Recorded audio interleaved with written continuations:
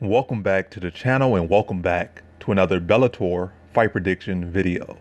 In this video, I'll be predicting some of the key fights for Bellator 263 Pitbull versus Mckee. So without further ado, let's get to the first fight that I'll be predicting.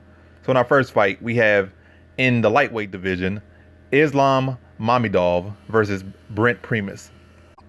So how I see this matchup between Mamadov versus Primus is I'm leaning to Mamadov in this one. I feel like Primus striking is a little bit raw.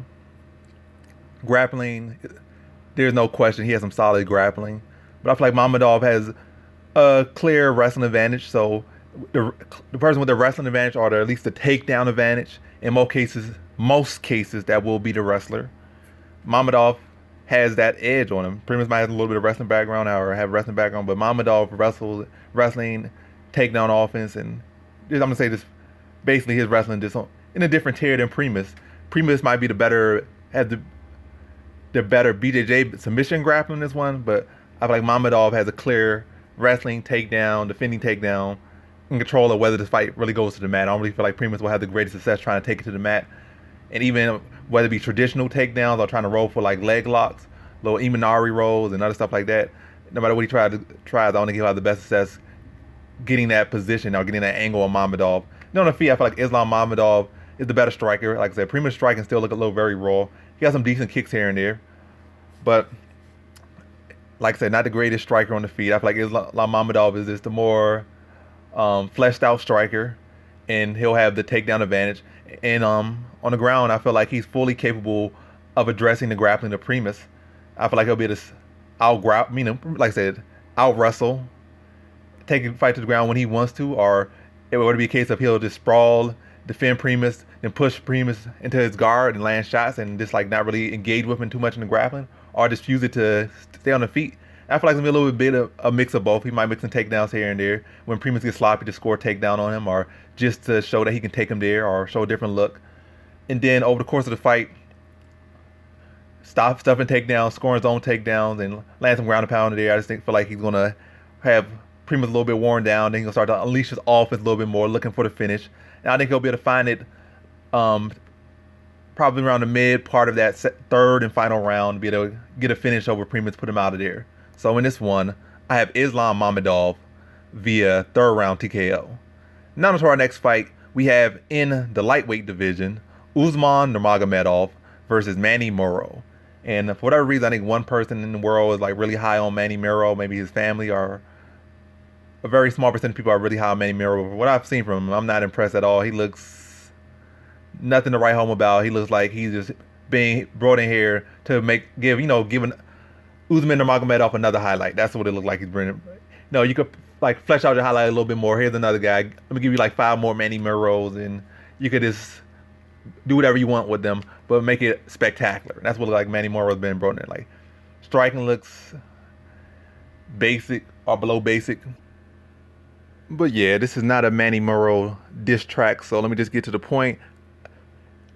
Usually I would probably try to say what Manny Muro does or what he can do or what he even needs to, what will be done to him necessarily, but it's like really, I really can't draw on much to even relevant enough to even mention it against Manny Muro as far as what he presents for Nurmagomedov.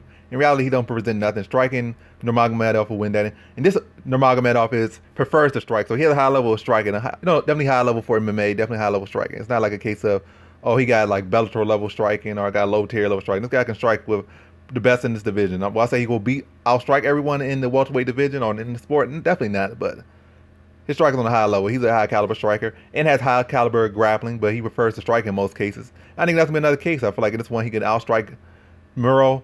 I feel like he just finds, sets up his setups in the first round, get his feel for Manny Muro. And then in the second round, he just puts him out. He just puts everything together. Like he does a little research in the first round, then puts it all together in the second round and gets him out of there without much issue. Probably catch him on the feet, in and off with a combination with a head kick, drops him or hurts him, peppers him up, and then finishes him off on the ground via second round TKO. So in this one, I have Usman Nurmagomedov via second round TKO. Now to our co-main event, we have in the featherweight division, Burnell versus Sanchez. So I'm looking at the odds right now, and Burnell is the favorite by a good significant margin. It's not like a toss up as far as the odds right now, as far as what I'm looking or what I've seen. But I'm not going, and I'm definitely not a guy that's going to lean so much to odds as far as in my predictions. Maybe after the fact I make my prediction. Matter of fact, I'm gonna predict what I'm gonna predict. It's not like I'm gonna change my prediction because somebody underdog. This guy's a 9,000 underdog. If people just don't know what they don't know, I'm still gonna lean to the guy that's a $9,000. I mean, plus 9,000 underdog. Cause like I don't know. But where I'm going with this is that I'm not. These videos are about me predicting who I think gonna win. It's not always about the odds. The odds can sway however they want to sway, but my predictions aren't going to sway. Is where I'm going. Unless maybe in ties with something like somebody lost an arm or something, they still gonna fight. But again, besides the point. Basically, I'm just predicting. I predict how I see it. I do see the odds, but maybe that gives me like look a little bit deeper. But I'm still leaning with Emmanuel Sanchez. I just gave my prediction for this fight already, but let's get into it. So Burnell versus Emmanuel Sanchez. How I see this one is, I like Burnell. I like him even more after really looking into him and studying him a little bit more. But ultimately, I'm still leaning to Emmanuel Sanchez. But yeah, I like what Emmanuel Sanchez. I mean, not Emmanuel. I like what Burnell does with his style. I like how his striking looks very much Joe Frazier inspired. I even see him trying to throw in that leaping left hook like Joe Frazier has, like little dipping motions, and he changes it real well together with his wrestling, like little dipping and jumping hooks and real tight guard. Also with that constant motion, that's like very Joe Frazier. Like his whole style, the little dipping, the jumping left hooks, the rolling with shots, very, very, very much Joe Frazier like. And then he changes it very well together with his wrestling. But I feel like Emmanuel Sanchez will be the bigger, stronger man between the two. Burnell would give a technical wrestling advantage and probably a slight technical grappling advantage over Sanchez. But I feel like Sanchez could push a much higher pace, has fought at a much higher level overall. Burnell has certainly fought some real tough competition at times, but Sanchez has really been fighting the very best Bellator has had to offer, probably about 3 to 5 years. So he's been at the upper echelon. Gave Pitbull a very hard fight in the first fight. The second fight really didn't get much to go off. And like I said, he's been fighting the very best that Bellator has had to offer for a good number of years now. Whereas Burnell, he has had a good fight here and there, but never been a guy that consistently been at the top. And really not a guy you would say a consistent top tier fighter. He kind of guy that's on the rise right now, and this is his opportunity to get into that position. But he has been mostly far away from that top position or any type of top position as far as the truly top leagues. Like he's been in those European leagues, European circuit, but not the very cream of the crop. I feel like cage fighters is like a mid-tier league. They bring out a lot of good fighters. They're still like a mid-tier league. Bellator is like top 3 or top 5 at the very least. Whereas Cage Warrior is kind of almost like fully accepted role is like a proving ground for fighters that will go on to do things. Whereas Bellator, guys that make their full careers in Bellator, but UFC is always the goal for most fighters, but it's not necessarily a must. Bellator is as tough as it gets in a lot of divisions, but I'm going off a little bit. But it's not about where you fight, it's about what you do. Because just saying with UFC has some of the best fighters, or most of the best fighters, but they don't have all of the best fighters. So Cage Warriors can definitely bring some top fighters, and Bellator has some top fighters. And even if they don't go to UFC, don't make them not lesser fighters. But it's always nice to, without a doubt, to say I beat the best guys or I won the biggest belt. But back to this prediction, I feel like Burnell has a nice style. I feel like his boxing a lot cleaner, to be honest. But I feel like Sanchez's striking game overall is more fleshed out. Like he has more tools. I feel like Burnell has some nice hands, some decent kicks. But I feel like his striking defense, striking offense, his boxing is his best skill set. His kicks aren't the greatest. And yeah, far from the greatest. And he changed that bobbing style that as Joe Frazier inspired with takedowns. Like he gets them like always level changing with his strikes, so you don't know what's coming, whether it's a punch or a takedown, and he uses the cage well. So he has some good stuff to him. But I feel like ultimately Emmanuel Sanchez will be the bigger, stronger man. And he's got that, I feel, has been in fights, these wars, in 5-round wars at that. And he's got to get stronger as the fight goes on and pushes a very high pace. And he's not going to be a guy that's going to lay down for Burnell and let Burnell just, come on inside, land some body shots, and then duck under or overhand and duck under and level change, go for a takedown. Yes, he might find success for that, but Sanchez is going to make him work for every single one of those things. And even if he does find success, it's not going to be a case where, I got from point A to point B and that's all. It's going to be, now you got to fight from point A to get to point B, then you got to fight the whole point B, and he's going to stand up. He's going to throw him with submissions. He's going to be going for takedowns. Like, Sanchez is one of those guys that's scrappy and gonna make you fight and make you have to work for every single thing you do. And even when you do a perfect technique, you still gonna have to fight and you're gonna have to grit and have to grind. I feel like if Burnell had a little bit more power, it might be another thing. A little bit might have swayed me to him more, but Burnell don't really have the most power. It's not like even look at the Pitbull fight, the first fight. I feel like Sanchez was doing good, almost a perfect game plan against Pitbull, using his kicks to really load up the arms of Pitbull. But all Pitbull needed that one opportunity every now and then and to catch him. Like, all he just need to land that one good shot, and then it changes the whole course of the fight. And Burnell don't have that fight changing power. And he don't have that physical strength that Pitbull has. He don't have that experience that Pitbull has. He don't have those same crisp timing that Pitbull has. So it's like a lot of different things.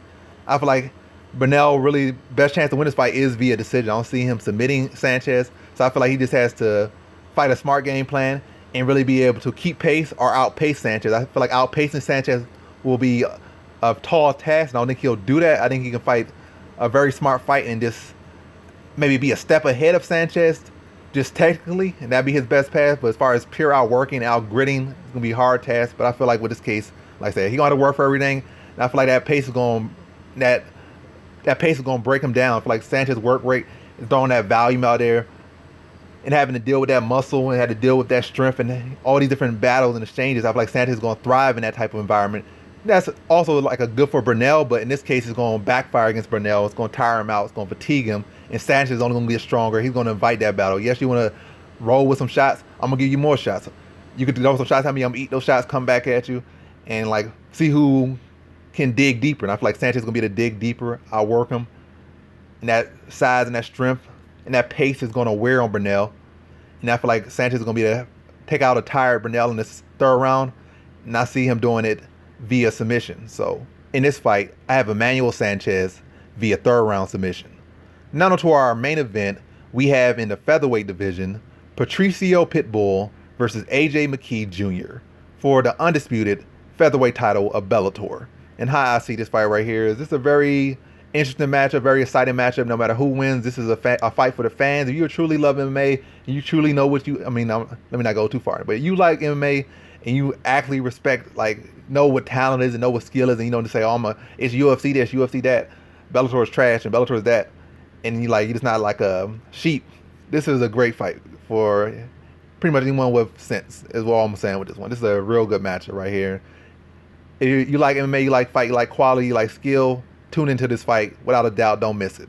So Pitbull versus Mckee Jr., how I see this one going is I'm leaning to AJ Mckee Jr. on this one. I'm picking AJ Mckee Jr. in this one. I feel like in the first Sanchez fight versus Pitbull, I feel like Sanchez showed a good blueprint to beating Pitbull. And there's been other fights where, Pat Curran in the past. But as far as most recent, I feel like Sanchez, even though he lost, showed a good path to beating Pitbull. And I feel like Mckee will have pretty much all the tools and more to better implement that game plan and be able to beat Pitbull. And I think he will be able to beat Pitbull. I was kind of leaning to stoppage. I'm leaning to decision on this one. But what I've gone with this is that Pitbull is 5'6" with a 65.5-inch reach, whereas AJ Mckee is 5'10" with a 73.5-inch reach. And it's not all about height and reach, because Pitbull is shorter and has T-Rex arms and shorter feet and shorter legs and shorter arms and shorter torso. Midget man to every single body he fights. So it's not like a case that, they're going to beat him just purely because of height. It's also about implementation and also your other skills. Mckee is a high-level grappler. So is Pitbull. Pitbull has the credentials, has all that. But where I'm going with this, 73.5 versus 65.5. So 10-inch reach advantage and a 4-inch height advantage. So very significant. And now it's where it's going to lead with that. So Mckee has very long legs. He has some fast kicks. And I think where Sanchez went wrong in the second fight is that he fell into the same patterns that he did in the first fight. He found success with those patterns, but also there were technical errors. Even though you were finding success, there were openings that could be looked back at, and you could look back at these old fights or the old tape, old footage, and pick up on patterns and find opportunities. The pattern with Sanchez was that every time he throws a kick, especially a head kick, he'll stick out the opposite arm, he'll stick out the opposite arm, extend it, and then float his hip and then fire the kick. And then all Pitbull did the first time in the second fight, he threw an overhand to push him to his other arm, to the other side. And then when he do the same kick, he came up, snug the hook, he waited from the arm, then he would fire the hook right over top of it. When he threw the hand up and just as it was dropping, threw the hook and was able to catch him. drop him, and then capitalize on a stunned Sanchez and snap on his patented guillotine. So he found his pattern. Like, yes, it was the right game plan, but again, technical errors, not guarding yourself while you're throwing the head kick, and was able to find the hook over the top or when the hand dropped. But mistake. I feel like Mckee got to be a little bit less, a lot less predictable with it. Be quick and set up well. I think Mckee does set up his kicks pretty well, and he is long and he is fast. I feel like he's a much faster fighter than Sanchez, and I feel like he could do a similar game plan, if not better. I feel like he's a more technical wrestler, definitely a more technical grappler than Sanchez. Maybe not as physically strong as Sanchez, definitely not as experienced as Sanchez, but he's definitely not lacking in experience. But I feel like he'll use that leg reach. You know, his arm reach is significantly. I feel like his leg reach is even longer, or even a bigger advantage in his leg reach than the arm reach. They don't really cover the leg reach as much as they do the arm reach, but I feel like the leg reach will might be the X factor that's not really on the tail of the tape. So I feel like he'll, like I said, load the arms up of Pitbull, be long, and not really fall into too much of the striking. He started to those strikes and fall in with your shots. Then all of a sudden Pitbull will close that gap, catch you, and if you get touched by Pitbull, the complexion of the fight instantly change every single time he touches you. So I feel like kicks are the safer bet. And let Pitbull try to, rush in and get through these kicks. And then you can throw them submissions. And then keep push kicks on the outside, high kicks to load up the arms. And even then start to maybe load up the body a little bit. Throw some feeder punches out there, but not fully committed shots that will get him, let you fall into the range, or you get too caught up in shots, like shots you could pull back on, or shots you could feint out there. Just touch him, like safer shots. And then Pitbull has a habit of dropping his arms off feints, and I've seen a couple times when people come close with these head kicks. I feel like Mckee could catch him with a head kick at points in this fight, but again, the main thing is heavily on kicks. I feel like he has the grappling to definitely match Pitbull or give Pitbull a lot of issue. I feel like he has the grappling. The grappling's there, the striking's there, and the reach, the aesthetic, but the reach, the tail of the tape is there. So load him up with the kicks, be long, be at distance, be quick, and don't be predictable. And then when Pitbull tries to muscle, be tactical, be clean. It's not all about being physical. Conserve yourself. Don't try to do nothing explosive. And I feel like he has that. And Mckee is a guy that's definitely composed under the fire. Maybe not early on. He might. Sometimes he does have those little youthful bouts where he just does stuff a little bit sloppy at times. But for the most part, Mckee has been a guy that's consistently clean, consistently calm, much calmer than his age suggests. So stay calm, use his length, use his kick, load up his arms. And then when Pitbull comes in, try to take advantage of his aggression. Don't allow yourself to fall into his patterns. I think Mckee can do all these things and find his path to victory. I think he will be able to catch Pitbull with a head kick at some point in this fight, maybe hurt him, but I don't think he'll be able to get the finish. I do see this as a back and forth fight. I see Pitbull getting frustrated, maybe not being able to land the power that he wants to land as consistently he wants to land it. Maybe at times land a big shot here and there. Well, from a big fight in the shot potential, like on the head, like on the dome. But I feel like Mckee will be at a rally, maybe get caught with one big shot, but be at a rally, be able to tough it through and regain himself. But for the most part, I see Pitbull getting frustrated with the length, the reach, and the speed of Mckee, and also the grappling. Just really get frustrated with everything. And then trying to force his way, crashing to the inside, trying to slam Mckee. But Mckee being composed, threatening with submissions, being able to force scrambles, force sweeps, get back to his feet, stay long, and at times gain advantage in the grappling, gain the top position. But again, Pitbull being able to hit his own sweeps, get back to standing. And like I said, it's going to be a very physical, very high pace, very technical, explosive fight. But I feel like Mckee with his length, if he stays composed, I feel like he'll be able to use that reach, use that speed, use that youth, exploit it, and be able to outwork and outlast Pitbull to a very tough, very exciting decision. So in this one, I have AJ Mckee Jr. via decision. And that concludes my fight predictions for some of the key fights for Bellator 263, Pitbull versus Mckee. And as always, thanks for watching.